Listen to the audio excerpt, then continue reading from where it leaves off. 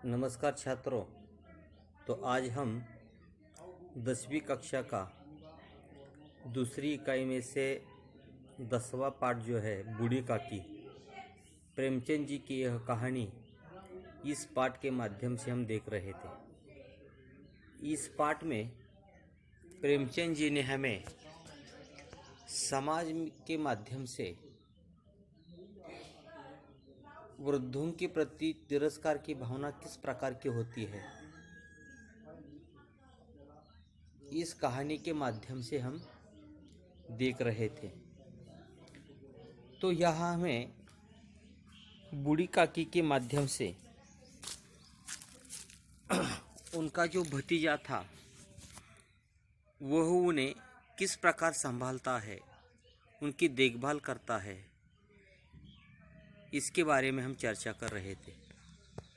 तो इस पाठ में हमें बूढ़ी काकी यह प्रमुख पात्र देखने को मिलता है। उनका एक भतीजा है, उनका नाम है बुद्धिराम, और उनकी पत्नी है रिया। तो यह हमें रूपा नाम है उनकी बुद्धिराम की पत्नी का, और उनके कोई बच्चे हैं। एक लड़की ही क्या करती है, बूढ़ी काकी की देखभाल करने के लिए आगे आती है। यहाँ तक हमने देखा था। संपूर्ण परिवार में यदि काकी से किसी को अनुराग था तो वह बुद्धिराम की छोटी लड़की लाडली थी। लाडली अपने दोनों भाइयों में के भय से अपने हिस्से की मिठाई चौबाना बूढ़ी काकी के पास बैठकर खाया करती थी। यही उसका रक्षागार था। मी फक्त म्हातारीचा थोडंसं जवळ येणारी मुलगी म्हणजे तिच्या भाच्याची मुलगी आहे, लाडली नाव आहे तिचं. आणि ती काय करायची, आपल्या भावापासून भिवून थोडंसं या म्हातारीजवळ येऊन काय असेल ते जेवण करायची. आता काय होते पुढे पाहता. रात का समय था। बुद्धिराम के द्वार पर शहनाई बज रही थी और गांव के बच्चों का झुंड विस्मयपूर्ण नेत्रों से गाने का रसस्वादन कर रहा था। चार पायों पर मेहमान विश्राम कर रहे थे। एक अंग्रेजी पढ़े हुए नवयुवक इन व्यवहारों से उदासीन थे। 20 गवार मंडली में बोलना अथवा सम्मिलित होना अपनी प्रतिष्ठा के प्रतिकूल समजते थे।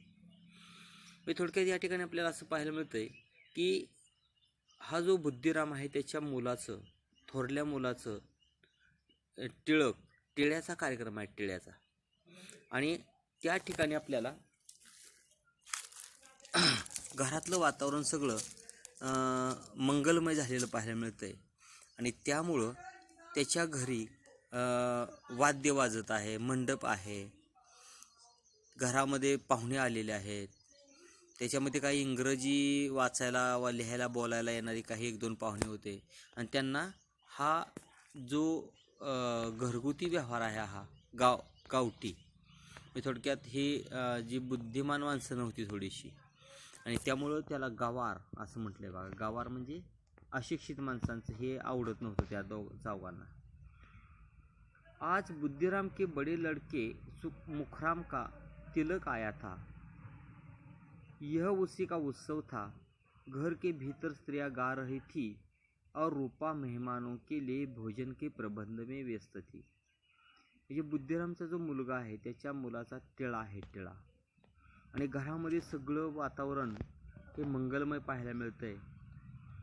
भरपूर स्त्रिया घरात आलेल्या आहेत, पाहुणे आलेले आहेत. आणि ती रूपा नावाची जी त्याची भाच्याची बायको आहे ती काय करत आहे, जेवण बनवण्यामध्ये व्यस्त आहे ती. भट्टियों पर कढ़ाई चढ़ रहे थे। एक में पुड़िया कचौड़ियाँ निकल रही थी, दूसरे में अन्य पकवान बन रहे थे। एक बड़े हंडे में मसालेदार तरकारी पक रही थी। घी और मसालों की सुधावर्धक सुगंध चारों ओर फैली हुई थी. मग थोडक्यात घरामध्ये काय झालेलं आहे, लग्नाचं कार्य असल्यामुळे सगळीकडे खाण्यापिण्याचे पदार्थ, खाण्यापिण्याचा वास, भट्ट्या पेटलेल्या आहेत, पुऱ्या बनवल्या जात आहेत, कचोरी बनवली जाते आहे, त्यानंतर मसालेदार भाजी बनवली जात आहे. आणि सगळीकडे तुपाचा मसाल्यांचा वास सुटलेला आहे। बूढ़ी काकी अपनी कोठरी में शोकमय विचार में भाती बैठी हुई थी। यह स्वाद मिश्रित सुगंध उन्हें बेचैन कर रही थी। म्हणजे म्हातारीला भूक लागलेली होती आणि तिला कुणीही जेव म्हणून विचारत नव्हतं आणि त्या वासामुळे तिला बेचैनी तिच्या मनामध्ये झालेली आहे। आह कैसी सुगंध है, अब मुझे कौन पूछता है। जब रोटियों ही के लाले पड़े हैं, तब ऐसे भाग्य कहा कि भरपूर पुडिया मिले। लाले पडणं म्हणजे न मिळणे थोडक्यात, म्हणजे भाकरी मिळायची पंचायत आहे मला, आणि मग अशा पुऱ्या कधी मिळतील। यह विचार कर उन्हें रोना आया। कलेजे वे हुक से उठने लगी, परंतु रूपा के भय से उन्हें फिर मौन धारण किया। म्हणजे आता तिला वाटत होतं की आपल्याला खायला मिळायला पाहिजे, इतकं चांगलं आहे। तिला भाकरीच मिळत नव्हती तर हे खायचं अवघड आहे, म्हणून परत अजून तिची बेचैनी तिनं गप्प ठेवलेली आहे रूपाला पाहून। फूल हम घर में भी सूंघ सकते हैं, परंतु वाटिका में कुछ और बात होती है। इस प्रकार निर्णय करके बूढ़ी काकी हाथों के बल तर सरकती हुई बड़ी कठिनाई से चौकट से उतरी और धीरे धीरे रेंगती हुई कढ़ाई के पास आ बैठी। म्हणजे या म्हातारीला दमच निघन आहे ते सगळं पकवान्न पाहून, आणि ती रांगत रांगत चौकटीपासून त्या कढईपर्यंत रांगत हाताच्या सहाऱ्यानं आलेली आहे। रूपा उस समय कार्यभार से उद्विग्न हो रही थी। कभी इस कोठी में जाती तो कभी उस कोठी में, कभी कड़ा के पास आती, कभी भंडार में जाती। किसी ने बाहर से आकर कहा, महाराज ठंडाई मांग रहे हैं। ठंडाई देने की लगी।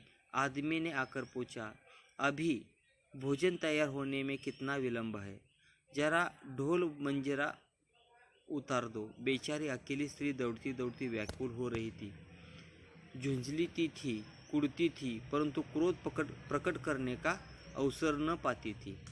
भय होता कहीं पड़ोसियन यह न कहने लगी कि इतने में उबल पड़ी।